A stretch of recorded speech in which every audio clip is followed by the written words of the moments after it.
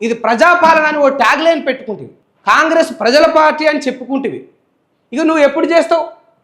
ఇన్ని రోజులు ఏమో రాలేదు ఆ పెద్ద మనిషి. రానప్పుడేమో భయపడ్డాడు, గుండెలు దడేలు అన్నీ, గుండెలల్లో రాళ్ళు పేలినాయి. నేను ముఖ్యమంత్రి అయితే ఓర్వలేదు, నేను మంత్రి అయితే ఓర్వలేదు.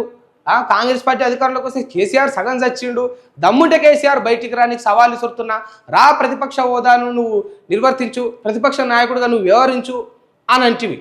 ఈ నోరుతోటే అంటివి. అంటే మరి ఆ మాటలు నేను సీరియస్గా తీసుకుండో ఏమో బాధపడ్డాడు. వెంకటరెడ్డి నన్ను గిన్నేసి మాటలు అంటుండే, నేను పోకపోతే నా ఇజ్జత్ పోతుందని చెప్పేసి ఎలకతుర్తిలో గట్టి మీటింగ్ పెట్టిండు. ఆయనకు తోచినంత మంది జనాలను గ్యాదర్ చేసుకుండు. ఇవాళ 10 లక్షలు అంటారు, ఓడు 7 లక్షలే అంటాడు, ఎంతో అంటాడు.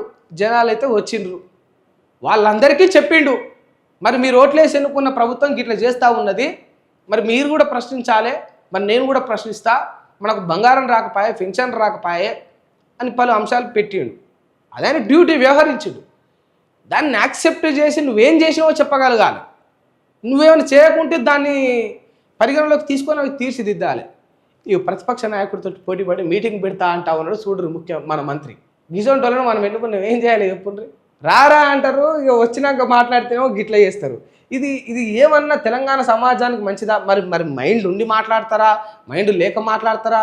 మరి ఇసోటోళ్ళు మంత్రులు ఎట్లా అయ్యారో కూడా అర్థం కాదు.